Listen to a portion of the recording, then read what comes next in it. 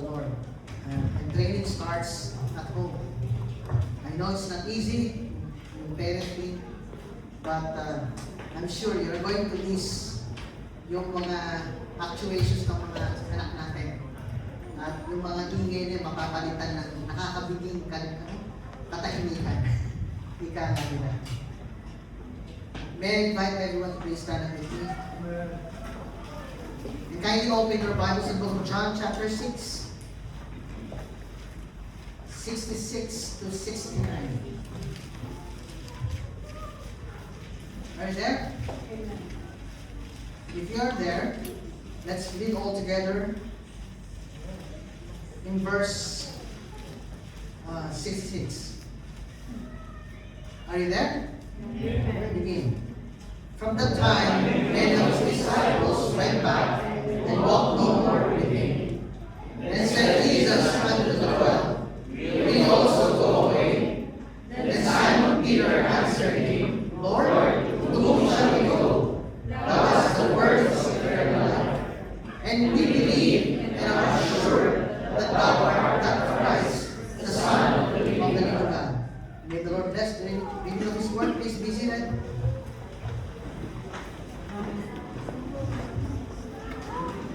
May I say this?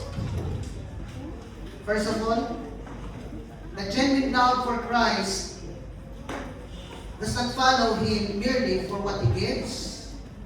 It remains faithful because of who He is. We titled this message as, When Others Walk Away, Will You Stay? I remember maybe 4 decades. It's been a long time. I became a member of a church like this. We were in college, and there are so many students during that time, and our ministry is about reaching college students for Christ. And every campus has its own emphasis, and we would bring lots and lots of visitors to the church. And I still remember some of our members in our church would, they would bring their classmates, and there was some Sunday na nagkaroon ng emphasis. Let's say TIP Sunday, they brought 2 full load of people sa bus, and we're so happy and we're so glad, and because of that, the church became very, the church grew, and the growth is very evident with young people growing and knowing Christ as their Savior and Lord.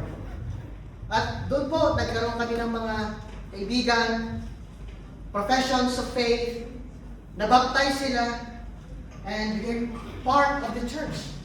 And after that, for several years, they were involved in the campus ministry. Kasama ba sa ministry? Lumilipat. Lagi ko tuwing Sunday, kasama siya lagi. Naligo naman ako. Anyway, mamaya ako naman dito para maranasan ko rin. Anyway, we were able to develop that friendship, camaraderie, and many of the young people were involved in the church. Yun ang naging buhay talaga ng church.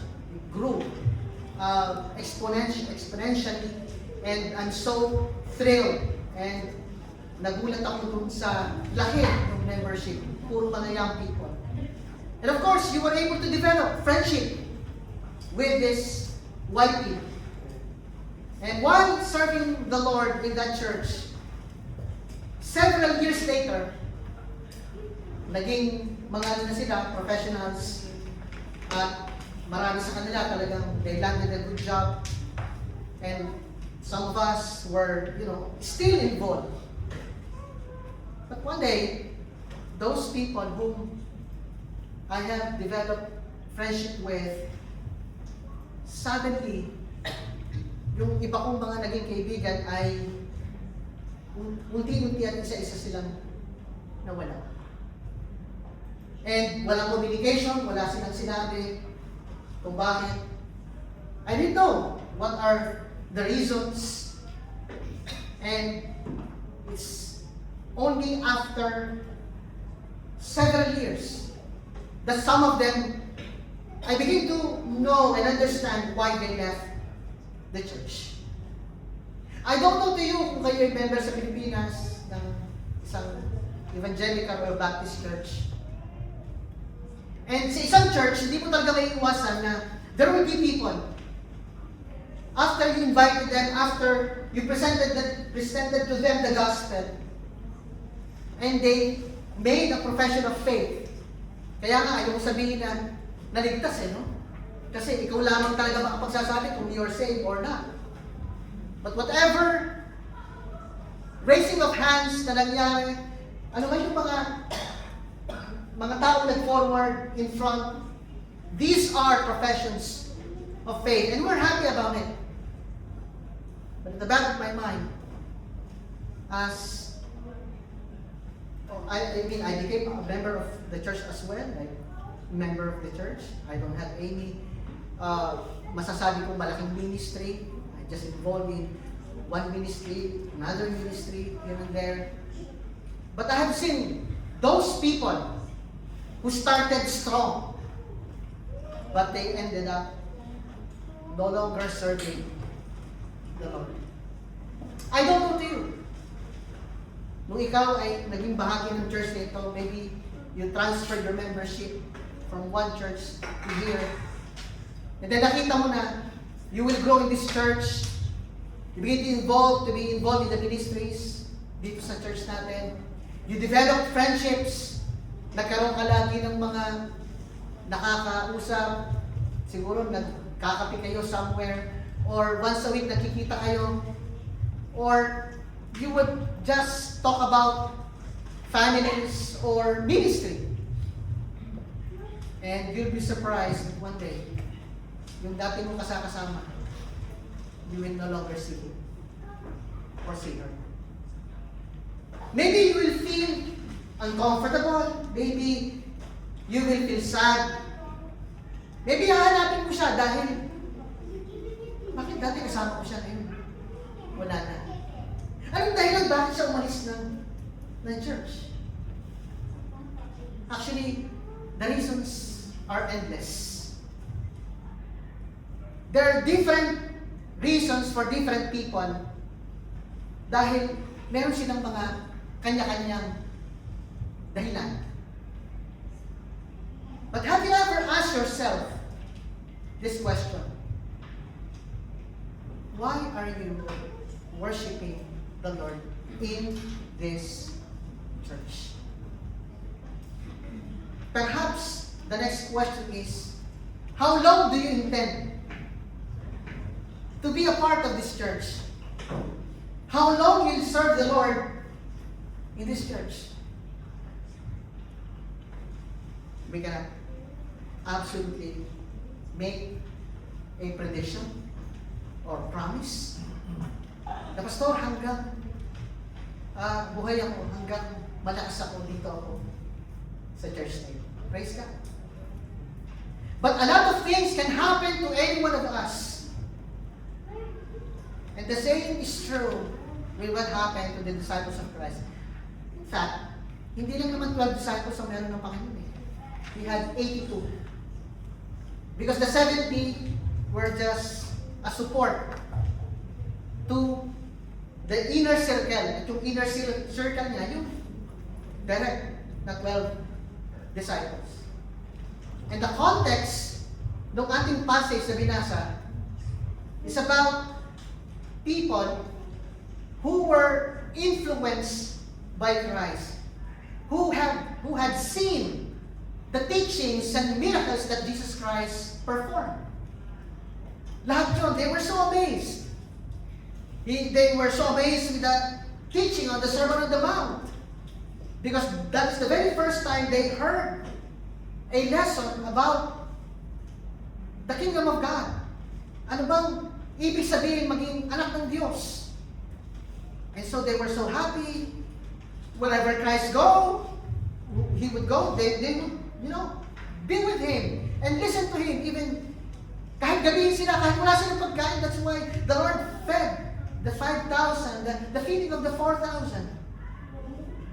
But after 3.5 years, when Jesus told them that you will be persecuted for following me, you will be maligned, you will be mocked, and you will be imprisoned, and I shall be brought before the religious people, and I will die, and I will be apprehended, and the same thing will happen to you. And that changed their paradigm.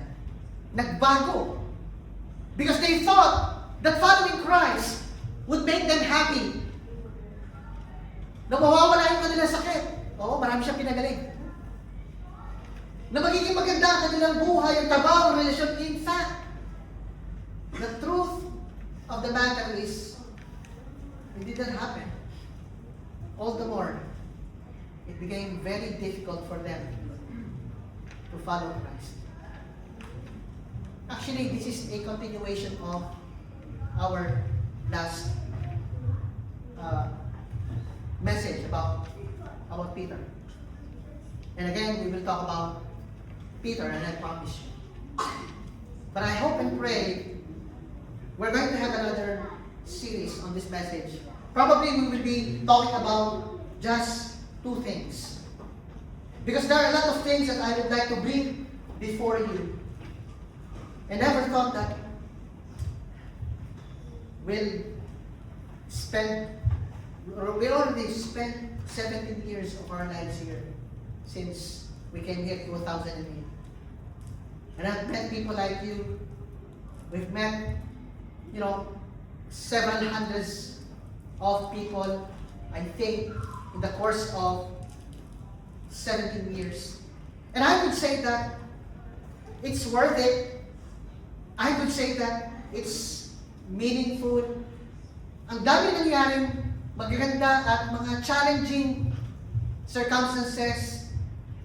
At right now, when I'm preaching, I still remember people who have been a part of this church na talagang they have been a blessing, a great, great blessing sa church na ito. At hindi mo matatawaran ang kanilang faithfulness, ang kanilang pagmamahal sa Panginoon, ang kanilang pagmamahal sa gawain. But one day, they have to say, Sir, I need to leave. We are going to migrate in this place. Of course, it really pains. Kasi natutunan mo ng mahalin, natutunan mo ng ipakita yung pagkalinga yung sa tao. And that friendship is something that hindi pwedeng mapalitan ng anumang halaga. No? Kaya nga, ang hirap kapag merong nagpapaalam. Ang hirap kapag, lalo na kapag nawala. At hindi mo alam kung bakit hindi na umaatin. Maganda sana, at least man lang malaman mo kung bakit hindi na umaatin. Na-offend ba? Nasaktan ba? Kayo kay pastor o sa isang member ng church? It's difficult. That's why there are many, baggages or mga burdens in the ministry. But this burden that I feel, and perhaps you also feel, is incomparable with what Christ felt when the 70 made a decision to go away. And they walked no more with him. So when someone walk away, and I'd like to ask this question to all of us, especially to all of you. Will you stay? Or will you also go away? But with regards to the reasons, I don't know. Perhaps a better career. Perhaps a better opportunity. Especially nowadays. Napaka-volatile ang situation natin. You think the war is over in Middle East? I don't think so. It's brewing again. And nabalitaan ko na wala na raw mabili na baboy sa Isman. Tama ba? Wala nang giniling na mabili. Ha? Meron daw aso. Sa Pilipinas, marami. Lalo sa probinsya. Pero dito, hindi lang wala nang mabili. Nagulat ako when I went to the grocery. Ang taas ng mga presyo ng bilihin. So kung ito yung sweldo mo, hindi tumaas yung bilihin, yung renta mo tumaas, tapos hindi ka pa rin tumataas yung height mo, kagaya ko, hindi doble na yung, di ba? Yung worry mo. Will I stay? Should I remain here? You know, when we went to the Philippines, I thought na, gandin, madadatan mo talagang, okay, well and good. Totoo nga ba yung sinasabi mga taga-UAE na pagdating mo doon, isang araw kang milyonaryo, pag uwi mo, ikaw ay mahirap mo ulit. Buti na lang hindi ako mayaman. Pero hinabi ko sa lugar na yun, naiintindihan ko ngayon kung bakit yung iba sa atin ayaw pang bumalik. Eh totoo na marami pa rin mga kababayan doon, nagtatanong sa akin, mga nakausap ko doon, paano ba pumunta ng Dubai? Sabi ko, di ba okay sa ito? Wala ko talaga, wala kang iipon eh. Sabi ko, kung alam mo lang, ganun din ang mga kababayan. Pero at least naman po, doon sa UAE, meron kang opportunity, medyo umangat-angat. Siguro nga. Eh totoo, ang daming tao, kababayan sa atin na kung pwede lang, may choice lang silang umalis, aalis sila. And I understand that going back there after 7 years, 6 or 7 years, sabi ko, nakakatuwa din, nakauwi kami, pero after 1.5 months, parang matagal na ako ito. I don't feel right. I think I need to go back. Next 10, marami nangyari. Ngayon, kwento sa inyo ni Ate Delia. Then finally, when I landed, believe it or not, sa DXB, Terminal 3, pagbaba ng aeroplano ganyan, very smooth yung landing. Yung una lang, pag-alis namin kasi maulan, medyo may turbulence, may air pocket ng konti. Napabuntong ina ako, Lord, thank you. I'm back home. Hindi ko masabi yung Pilipinas eh. Siguro nga dahil yung taon na inilagay natin dito, is that something that built our ministry, our relationship as brethren. And thinking about the future, parang ayoko pang isipin yung future, yung retirement and everything. And by praise that the Lord will give me continuous strength and health. At kung may kasamang wealth, edi thank you. Diba? Kung wala, okay lang yun. Kasi ang kayamanan naman natin, hindi nababase kung may kinikita natin, susweldo natin. But when you have people like you, and I have people like you, who are really a blessing to my life, personally, okay lang, kahit na hindi ka magkaroon ng maraming bagay, for as long as, over the period of time, over the years, I have built friendship that can never be taken away from me. Because it is a gift from the Lord. And I would like to value and cherish every time and every moment I'm with you. And every Sunday, for me, this is the most exciting day for me. Seeing you, brethren. Kasi, kung tayo, umuhugot tayo ng lakas doon sa mga kaibigan natin, how much more to be with the people of God. Kaya, hindi ko pagpapalit ito sa birthday party ng Sunday, no? Nasa labas. Or, may part, mag-ihaw-ihaw. Meron namang oras para doon eh. Or, merong part-time. Meron tayo nagpapalit not to offend yung mga no offense sa ating mga nagpa-part-time. But, Sunday, this is the only day that we can really really worship God together in spirit and in truth. And guess what? One of these days, you will leave this place. I will leave this place. But how would you like to be remembered when you leave? I don't know the commentary, the next comment that the Lord Jesus Christ said. The Word of God is telling us, from that time on, many of disciples went back and take note and walk no more with Him. So it gives us an idea of a truth that there are many people who would come to Christ for whatever reason, but one day it will manifest what kind of commitment they have. Is it true? Is it genuine? Or false? Panahon lamang ang makapagsasabi kung tunay ang ating pananampalataya sa ating Panginoon.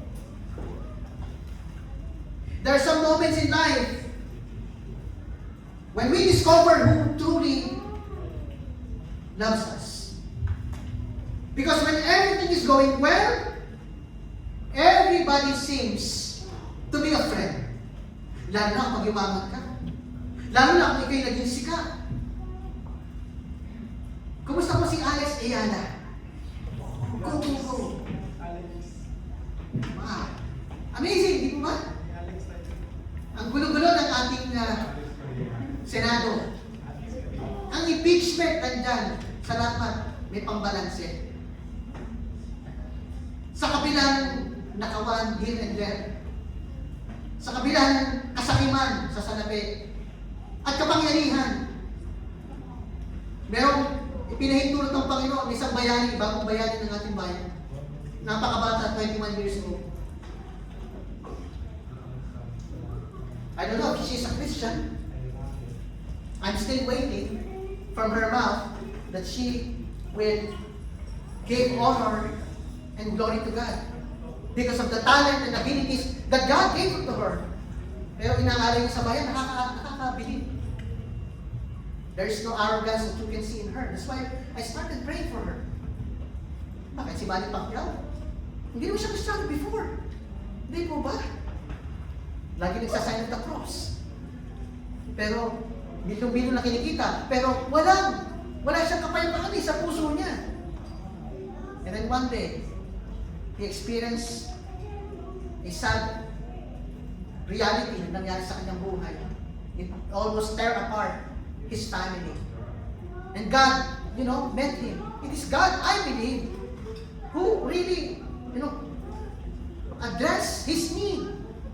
That you cannot be happy with the millions and millions that you have. Only Christ can give through peace and satisfaction.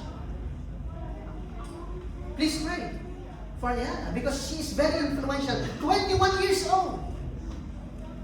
And won another round.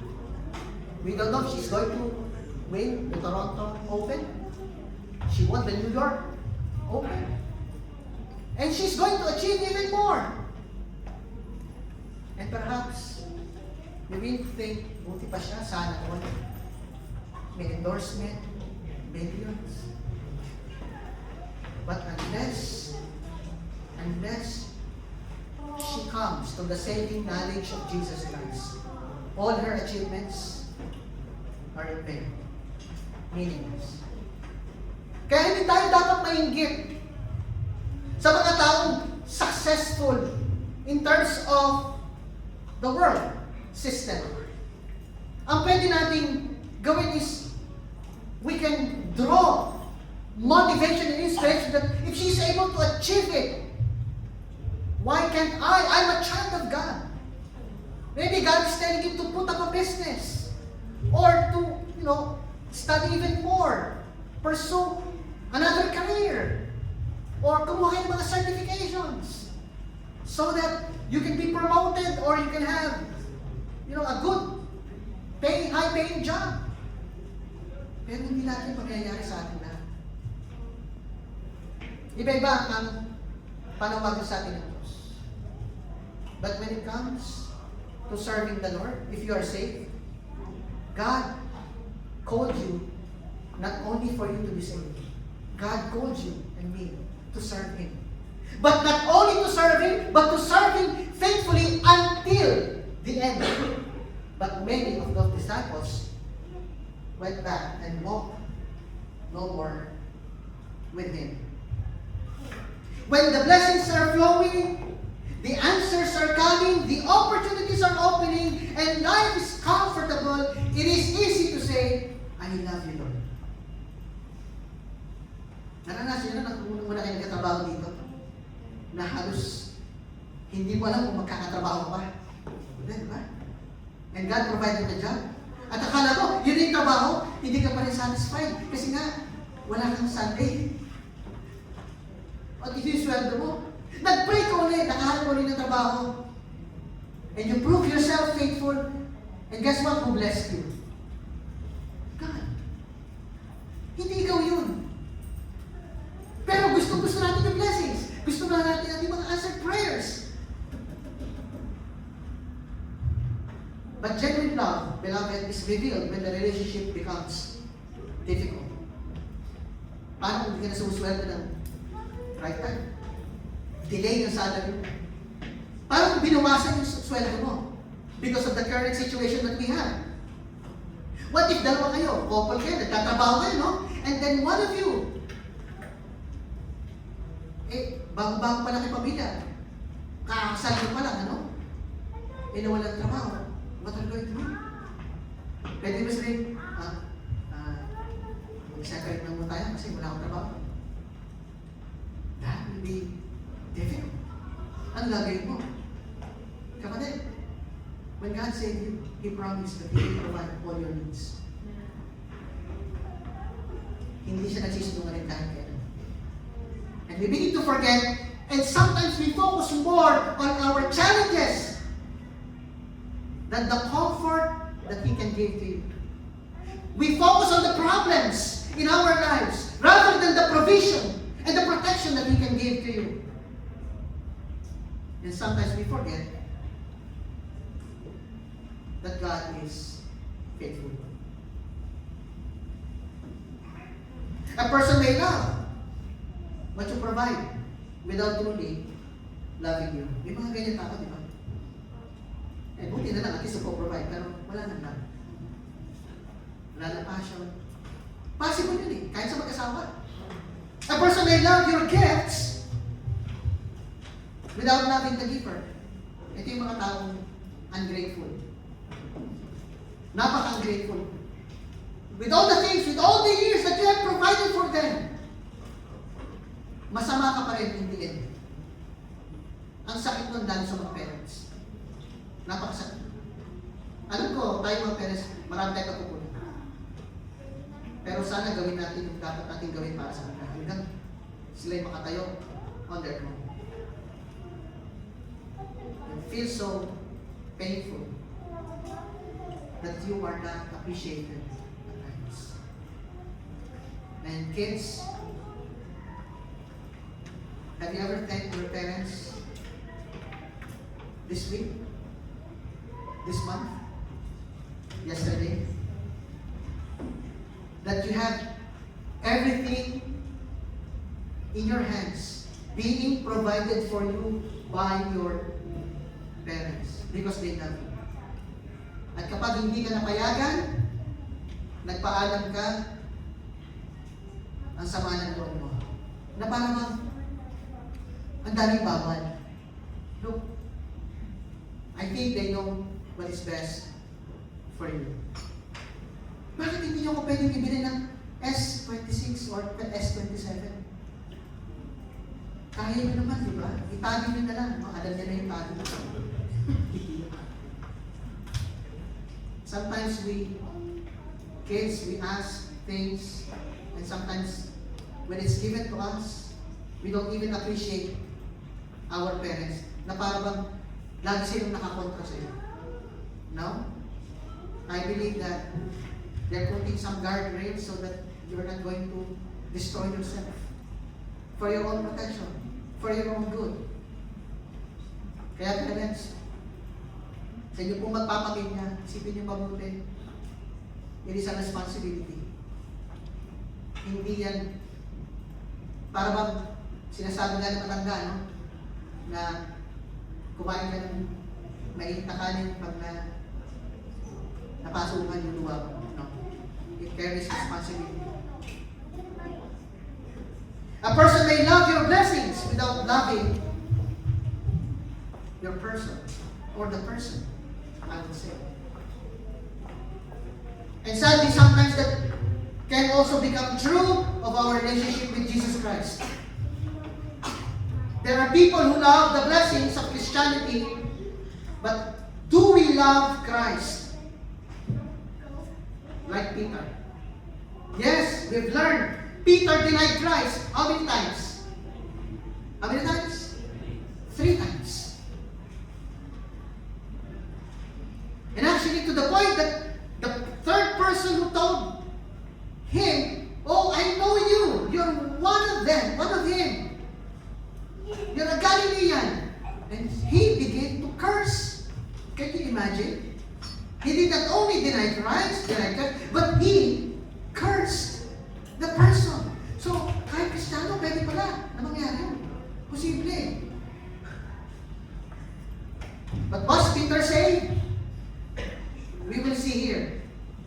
And the text will prove to itself, will prove to us that indeed, yes, Peter had fallen into sin. He became weak at the moment that Christ needs his support, needs his prayer. But did Christ condemn Peter? We'll never see that. Tayo, pag ating mga kaibigan nag-fail, ang dali natin magtuturo, di ba? Ang dali natin manisip. But Jesus Christ, He did never do that to Peter. Instead, He said, "I have prayed for you." Imagine, alam niya that Peter will deny him, and yet Christ told him, "I have prayed for you." And Satan would like to sift you like a wheat, but I have prayed for you. Can you imagine the encouragement that Christ had for Peter? And I believe ganun din siya sa atin. Sometimes, there are times in our lives that we deny Him, but the Word of God says, we may deny Him, but He cannot deny Himself. Us. And when na-offend tayo, may gumawa sa atin ng mali, hindi naman napakalaki, we think that is so big, we begin to blow it up, na parang yung tao ay hindi na pwede magbago.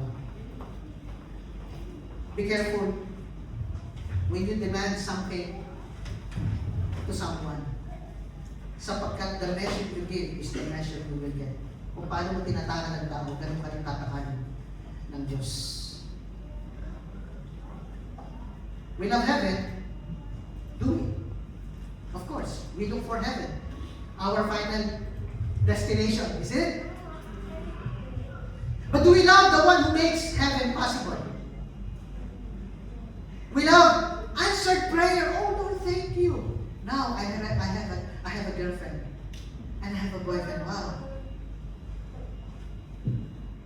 Oh, thank you, Lord. You gave me another job." But do you use the money that God gave you in the ministry, or you are only using it for your own?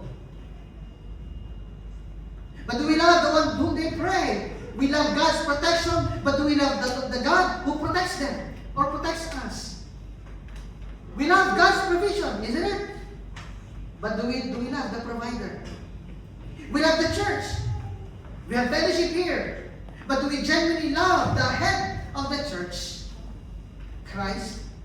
We love Christian fellowship.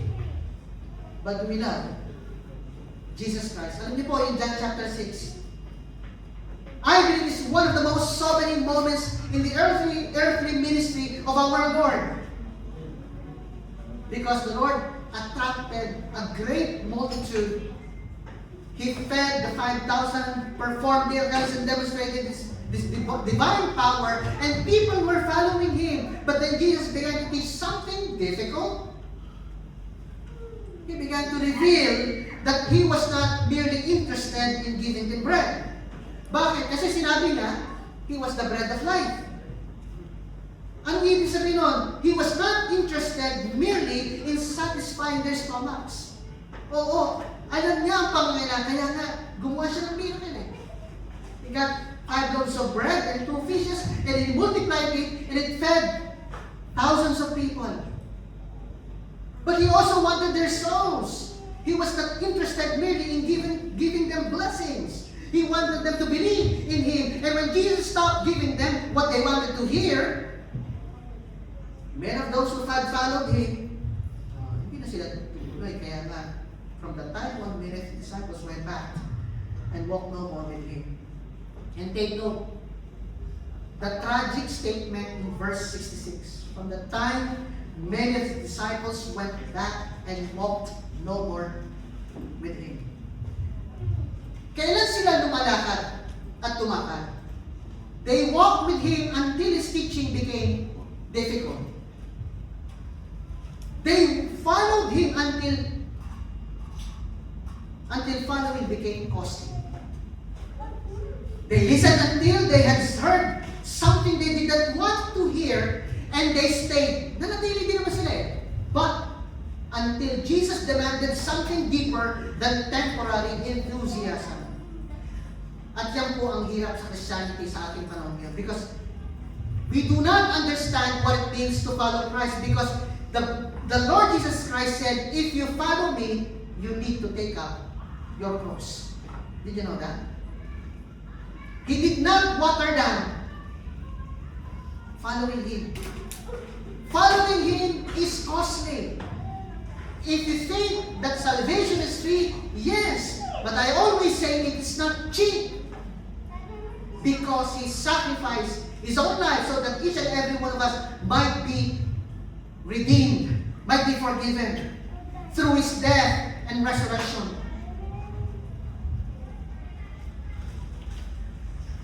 And the Lord turned to the 12 and asked, aalis din ba kayo? What a question. Jesus was not really asking about their feet. He was asking about their hearts. He was asking about their hearts. Are you going to leave me too, Peter? How about you, 11 disciples? Will you also go away? And Peter answered with one of the greatest confessions of loyalty in Scripture. Ano sabi niya? Sa ating text, ang answer is sa verse 68. Then Simon Peter answered him, Lord, to whom shall we go? Wow, what a confession. What a confession of a man that is truly saved. And then he continues, thou hast the words of eternal life. He understood who Jesus Christ is. That Jesus Christ is not only the Son of Man, he was the Son of God.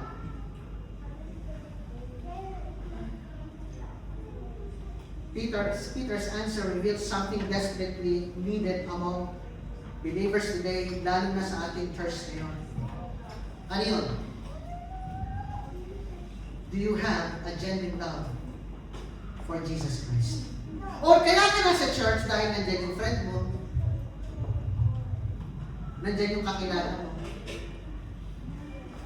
Nasa church ka kasi meron kang nai-inspire ka with someone. Or you are at the church because wala ka lang mapuntahan. Or you are in the church because you understood what it means to be saved. Naunawaan mo kung sino si Kristo. Naunawaan mo na mahal ka ng Diyos. Naunawaan mo na kailangan mong kaligtasan. And you gladly receive His word. And indeed, you are a child of God.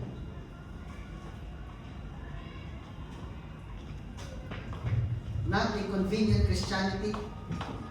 Not a conditional Christianity. Not a Christianity that follows Jesus when life is easy. Christianity that loves Christ only when He gives us what we want. But a love that says, Lord, even when I do not understand, I will trust you. Even when obedience is difficult, I will follow you. Even when blessings are delayed, I will still love you. Lord, to whom shall I go? Can you say that to the Lord? Was there a time in your life, as a Christian or being a part of this church, you've been thinking and contemplating, maalis ka na? Pauwi na lang. Wala naman nangyayari sa buhay ko dito. Dinala ako sa Pinas or dala ako ng Canada, New Zealand, US. Sa ibang bansa, basta ayaw mo na sa UAE. Gusto ko lang makalimutan ng lahat. Well, you are free to do so. All of us have the right to do that. But before you answer your own questions, ask, what do you think so far Christ has done in your life? Ano kaya yung mga blessings na natanggap mo sa Panginoon? Sino-sino kaya ang mga taong ginamit sa iyo ng Panginoon sa church dito so that makilala mo siya? Sino-sino ang mga taong ginamit sa iyo ng Diyos upang lumago ka sa iyong spiritual life, maging stable ka sa iyong pananampalataya? Sino-sino mga taong ginamit ng Diyos upang malaman mo ng higit pa ang salita ng Diyos, ang plano ng Diyos sa iyong buhay? Bakit ka matatag sa iyong pananampalataya as a Christian? Who are these people? Napakadali kasi natin makalimutan. Napakadali ko sabi, I quit. Alis na ako. That's it. Have we truly, or do you truly love Him? Sapagkat tayo unungan natin yung iba umangalis kasi may mga maling ginagawa sa loob ng church. Maraming chismisan, maraming kaguluhan, may mga division sa church. It happens in any church. Kaya nga, di ba, lagi pong kabili-bili na sa atin. If, you know someone has a problem, a Christian, nadapa, nagkamali, we do not, try to kick him out or kick her out. We do not tell, the story that happened to her or to him. We encourage the person, we try to restore the person. And we do not broadcast his or her mistakes or sins. Meron siyang pananagutan sa Diyos, meron siyang accountability sa Diyos. Ang ating accountability is that to pray and restore the fallen brother. If you think you're spiritual, then restore. Such an one in the spirit of meekness, Galatians 6:2, isn't it?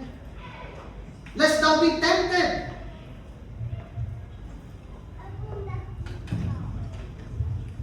Even when others leave, I will remain. Even when blessings are delayed, I will still love you, Lord, to whom shall I go? And today, I want to examine this passage and ask ourselves a deeply personal question. Do I really love the Lord Jesus Christ? Because genuine love for Christ will always reveal itself.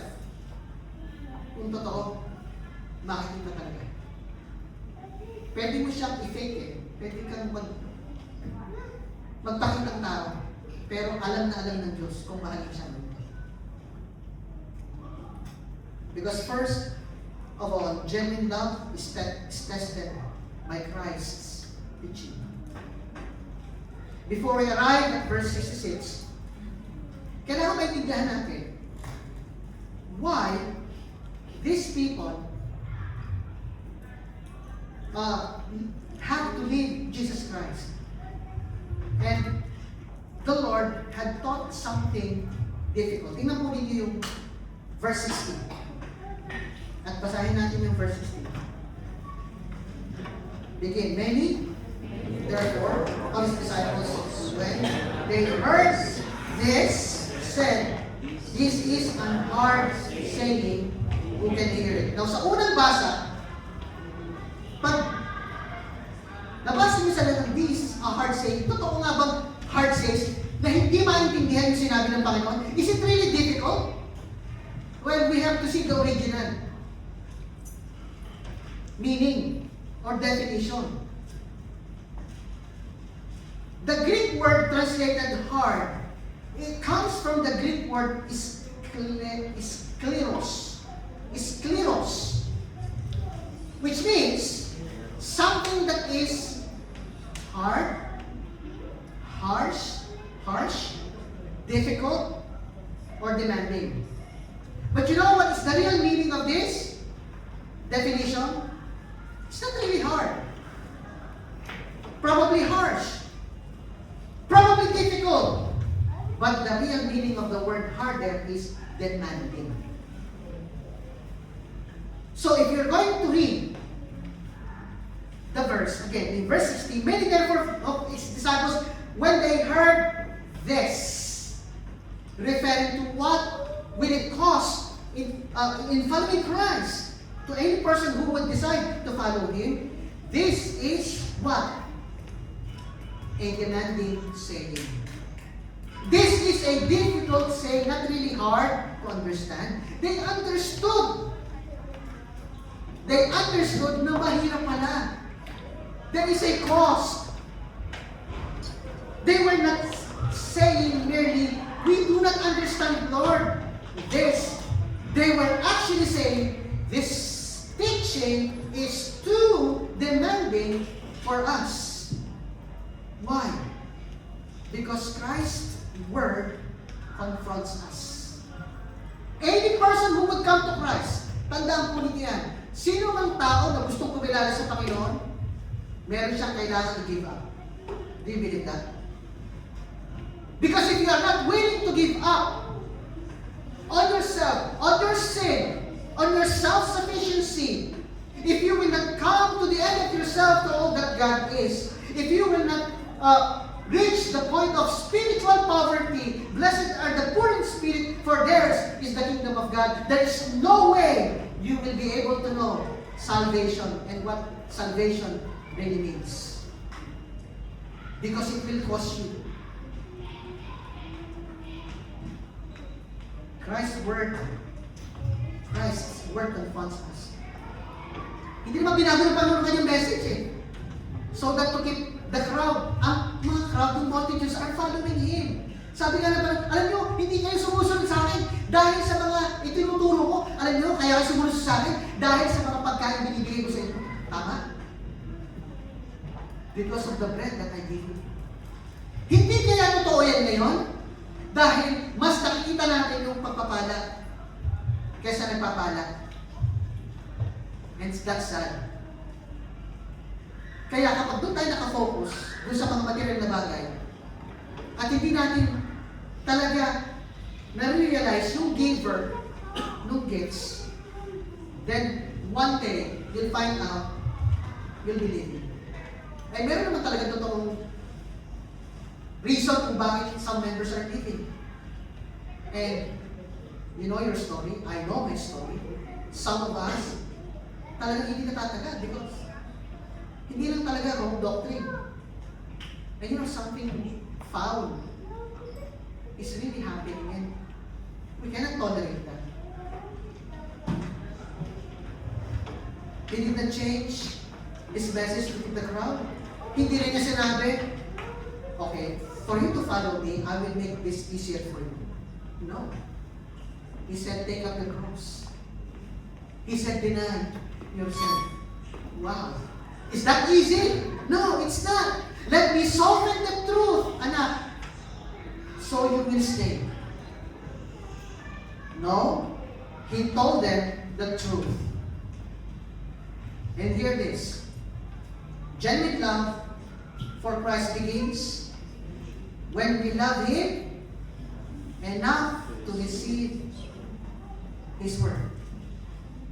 Even when His word confronts us. Alam niyo, yung pagtanggap na salita ng Diyos, ay tunay sa puso natin. There is real joy in our hearts. Hindi dahil yun yung uso, susunod na rin ako. Dahil yung tatay ko, yung anak ko, yung kaibigan ko, sige, sama rin ako. No. It is a genuine and personal decision and commitment that you and I need to do.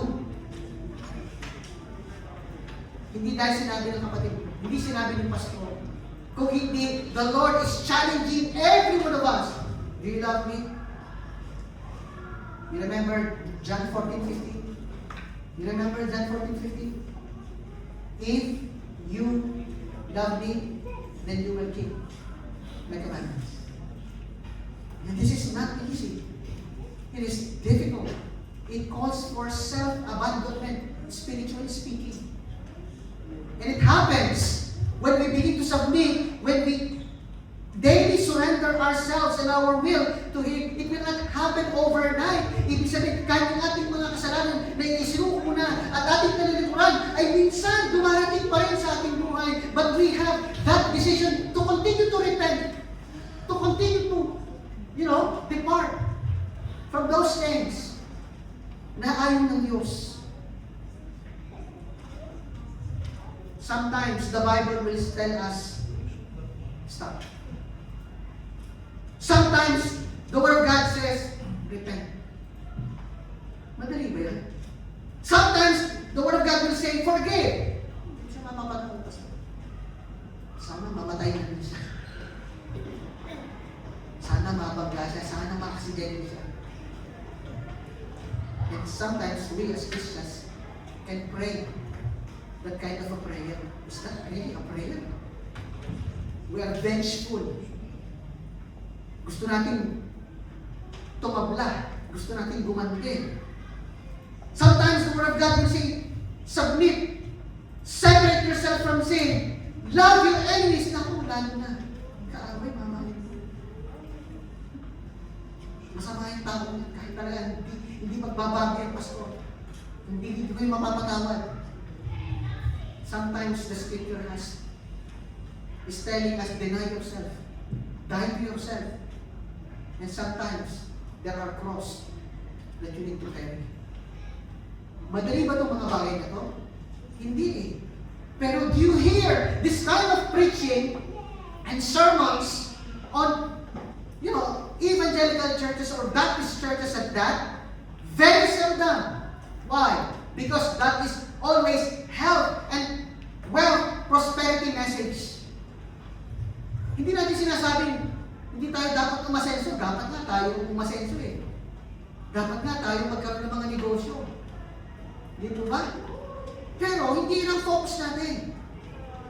We focus on what is required on us by the Scripture, by the Word.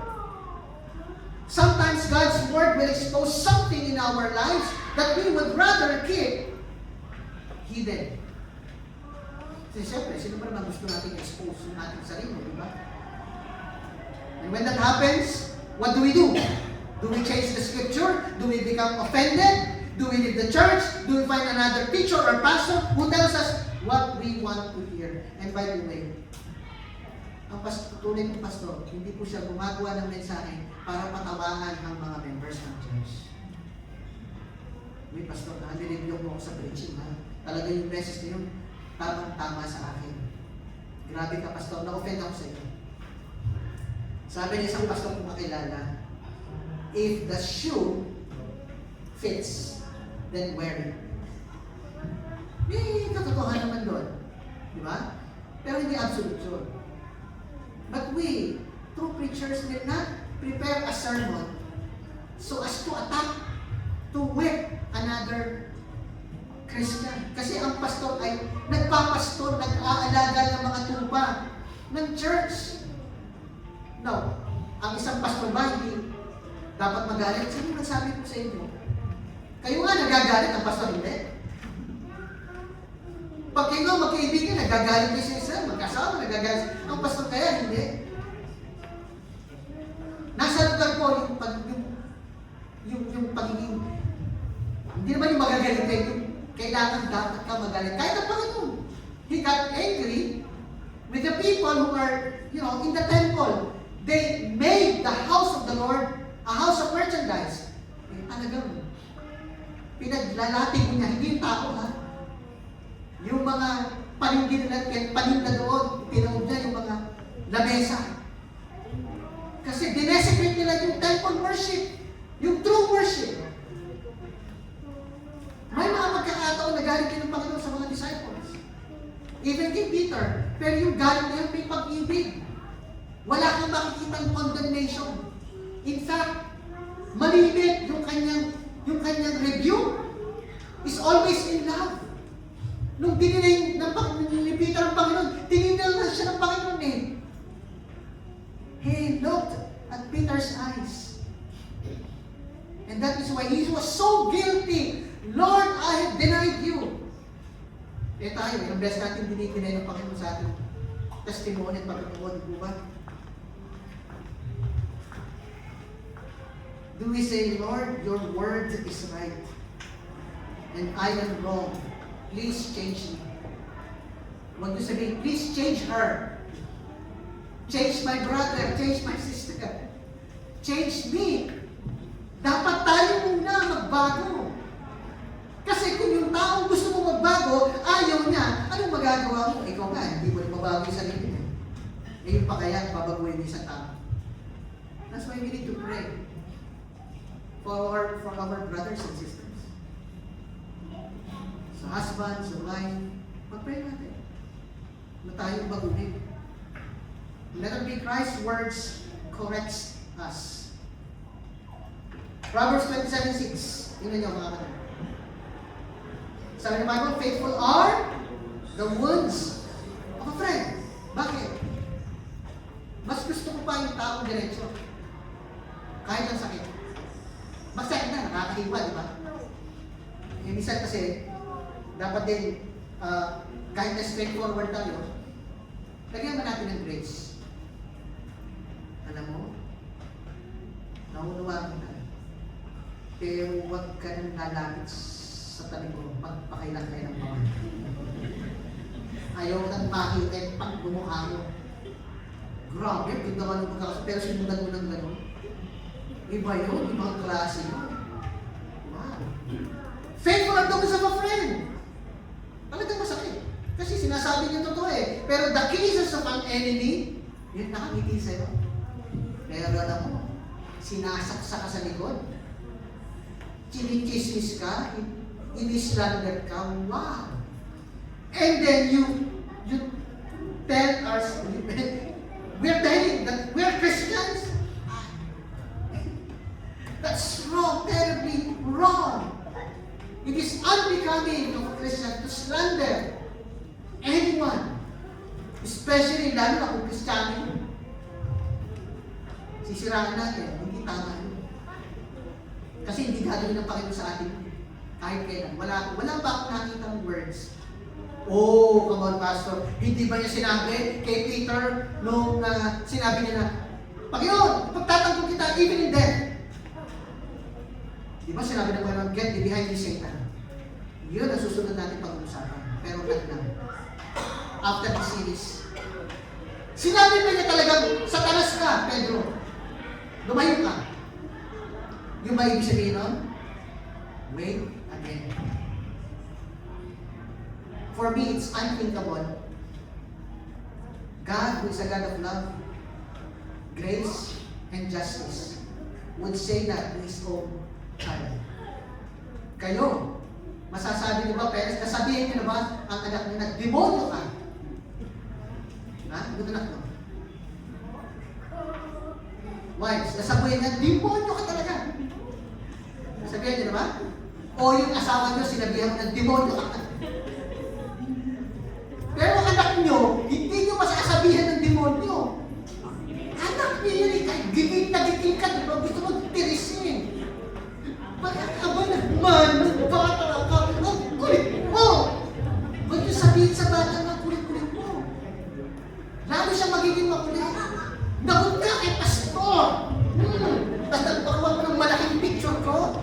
Pag nakita ko sa bahay ko, ikaw papanungin ko. Yan, takot yung... Ano ba? Tag-scare ko ba ako? Mga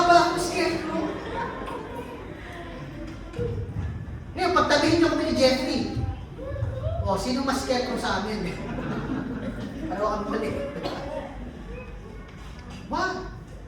Pagtsagaan niyo yung anak ninyo. Wag pag nagkamali, pak! Tapos yung yung singit, uso yun noon. Nagpawa, nag-worship. Nakagaya niyan. Nag-iingay sila. Paano yung gagawin yan? You train your children at house, sa home. We are going to the church, anak. We're not going to play there. You're not going to play there. I'm not going to give you the iPad or whatever gadget. We are going to worship God. Sabihin mo sa kanila ng paulit-ulit, Deuteronomy chapter 6, you will teach them diligently when they sit, when they rise up, when they lie down, when they walk. Hindi nyo matitrain ang anak nyo kung hindi nyo sila ititrain. At hindi yung teachers nila, ha? Parents, ang magtuturo sa kanila, kayo, ang teachers natin, unang-una volunteer, they are to what? Yung aanalain na they will assist. But the discipline, it starts at home. Parents, I'm not picking up on you, ha? Isipin nyo na parang ganun na. What I'm saying is this, that children can be trained. Imposible hindi sila ma-train. I have seen this. Not only with our kids, hindi ko sinasabi dahil nandito si Josiah, mabait siya. Pagsunod. Hindi, mabait talaga yan. Kaya nanalo kami ng Parents Award eh. Parents of the Year. Dahil sa bata nito. Yung service, Wednesday. Iba yun yung Wednesday. Nakaupo lang din hanggang patapos ng service, 1 hour or 1.5 hours. Kaya meron pa itong award. Kaya salamat anak. You made us proud. Pero siyempre hindi naman yun ang aming ang aming goal or objective. Ginawa lang namin kung ano yung tama. Kaya lagi ako merong helping hand sa bahay. Nakikita pala yung helping hand, nanginginig na siya. Tininitin ako pala yan. You know what I mean? Okay? May warning ako 3 times. 3 times. At nakakatuwa. Naunawaan ng bata hanggang paglaki, merong disiplina.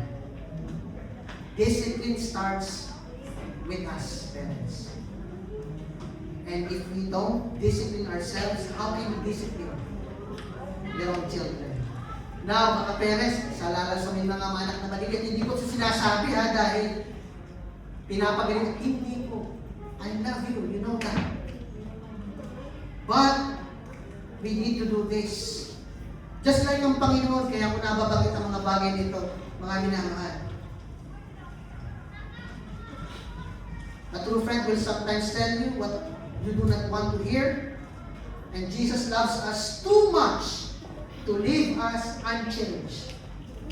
Hindi papayag ang Panginoon na hindi tayo mababago.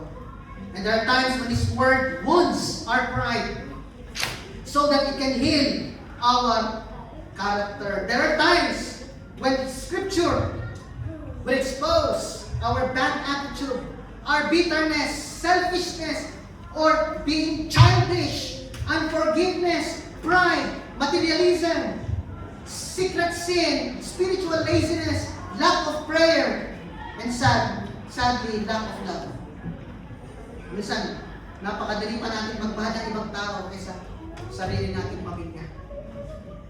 When the Word of God exposes these things, we should run to Christ. We should not run away from Him. We should run to Christ. Because the one who reveals the wound is also the one who can heal it. I don't know kung lumayo ka na sa Panginoon o nagbabalakang lumayo sa Panginoon, but don't do that. It will hurt you. It will cause more pain in the long run. And better see Christ's Word calls us to commitment, and this is very important. Christ's Word calls us to commitment. Because the people wanted a Messiah, the chosen one, who would give them bread. But the Lord wanted His disciples who would give Him the their lives. And we are being challenged by Christ in His teaching that if we want to really say that He is really Lord of our lives, then there is a call for us to deny ourselves and to take up His cross and follow Him. Because those people during this time, they wanted the benefits of being a Christian. But the Lord wanted their belief. They wanted physical satisfaction, but the Lord wanted spiritual transformation. They wanted a kingdom without a cross, but the Lord told them to follow Him through the cross, and it will cost you.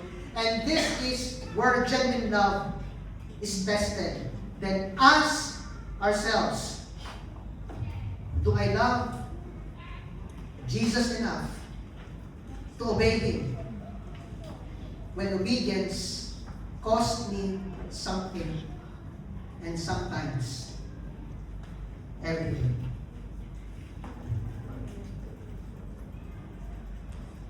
Do I love the Lord enough to obey Him when obedience costs me something, and sometimes everything? It will come to a point of your life. You will be confronted by a challenge or a situation or a problem or trial in your life, but you have to make a decision. Because following Christ will not be easy. Because it's a call to surrender, a life of surrender, a life of commitment. Even when your brother or your wife or your husband would leave God and church, if there is a need for you to stand up alone because of your love and commitment to Christ or for Christ, then you would choose the latter. You would choose to obey Him. Because a life without obedience is disobedience. How would you know if you are really saved? It is not only knowing the verses, the assurance verses, but you are living a life of obedience. Of course, madadapa ka, magkakamali ka, but you will stand up again like Peter when he denied Christ 3 times. He got up again, and after that, God mightily used him. And his first preaching in Acts chapter 2, I said that last week, 3,000 souls got saved. In the same day, they were added about 3,000 souls in the church daily, such as should be saved. It will cost. Alam nyo, mahirap. Pero one thing I can tell you, na kapag sumunod ka sa Diyos, at dahil mahirap, at nanatili ka, nagpatuloy ka, hindi ka tumalikod sa Panginoon, hindi ka lumayo sa Panginoon, hindi ka lumayo sa church. Hanggat God is telling you to stay, you're going to stay until your dying day. So when someone walk away, ang challenge sa atin ngayon is, will you still stay?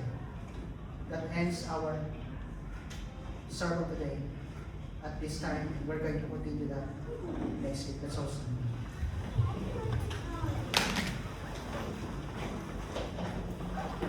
Every head bowed, every eye closed.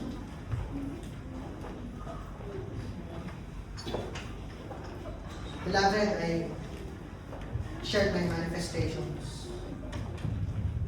with regards to our service for Christ, with regards to our worship service. Isang iniisip ko, until when ko makikita si brother and sister, so and so. Ilang taon kaya siya dito sa UAE? Or he or she will walk away? I just hope and pray that if and when you will walk away from this church, from our community. I pray that you are going to walk on another path, which is His will for you. But if you're going to walk away because it is only your wish and it's not His will,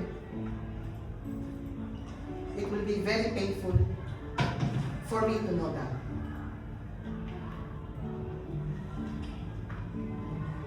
There comes a time that we have to make a decision. Kapatid, totoo ba talaga na mahal natin ang Panginoon? Totoo ba kaya talaga na you have really committed yourself to Him? That no matter what difficulties, whatever challenges or trials, or hardships na maranasan mo dito sa UAE, lalo na hirap ng ating nararanasan, napaka-unstable ng economy. Pero tanong ko sa inyo, was there a time? To be honest, was there a time? Nung kayo dinala ng Panginoon sa church na ito, nakilala niyo ang Panginoon, was there a time that you felt that God abandoned you? And if you feel that God has abandoned you, it is not God who is telling you that, who is not God who is whispering you that Satan, because he wants to kill, to destroy, and to steal. Kill and destroy. But I have come, Jesus said, that you might have life and have it more abundantly. And Jesus said, in this world you will have tribulations, but be of good cheer. I have overcome the world. Will you also go away? Some people will come. Some people will go. But the question is, will I stay when someone walk away? Will I be committed when others begin to compromise? Will I continue to surrender my will to Him when another person abandon their faith? I have decided to follow Jesus. No turning back. No turning back.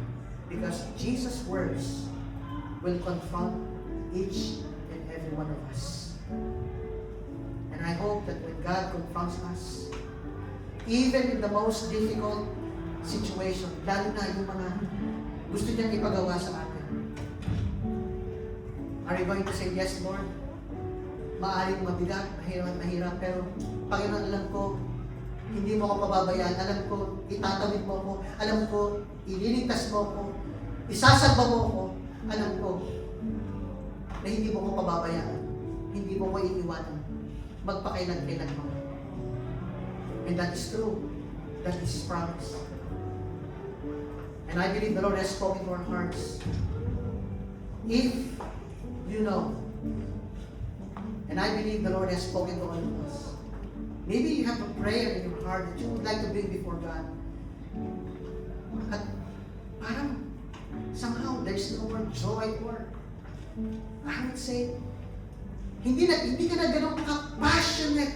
Hindi na ganun yung paglilingkod mo sa ministry. Maybe you're in the choir. Just to fill in the ministry. Or sa instruments, or sa teaching, or ushering, or AVTech, or whatever ministry that we have. Let me encourage you. God is not yet finished with you. Alam ng Diyos kung kailan ka magkakamali. Alam ng Diyos kung kailan ka tatayo. Hindi sinasabi ng Diyos na hindi ka madadapa. In fact, sabi ng Proverbs, a just man falleth 7 times. But the Lord sees how you're going to rise up. Yung pagtayo mo naman ang hinihintay ng Diyos.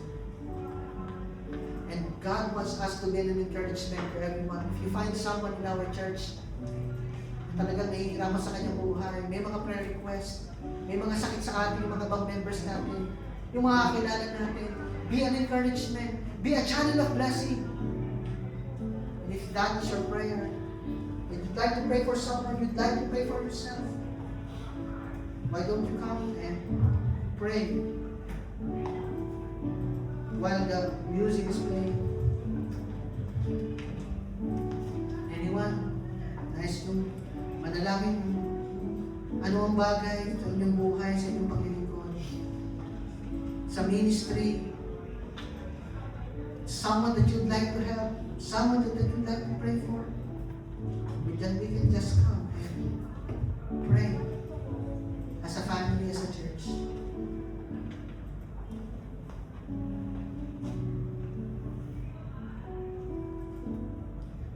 Heavenly Father, we pray that you will continue to speak to us through your Holy Spirit. We've learned only one part of the message today. But I pray, dear Father, that when we are tempted to go back to the old ways, go back to a life of sin, remind us, Lord, that you have conquered death, sin, and hell for our own sake. And because of that, we have the hope of eternal life. Meron dahilan para kami ay mabuhay. Napakahirap, Panginoon, ng pag-uwi ngayon.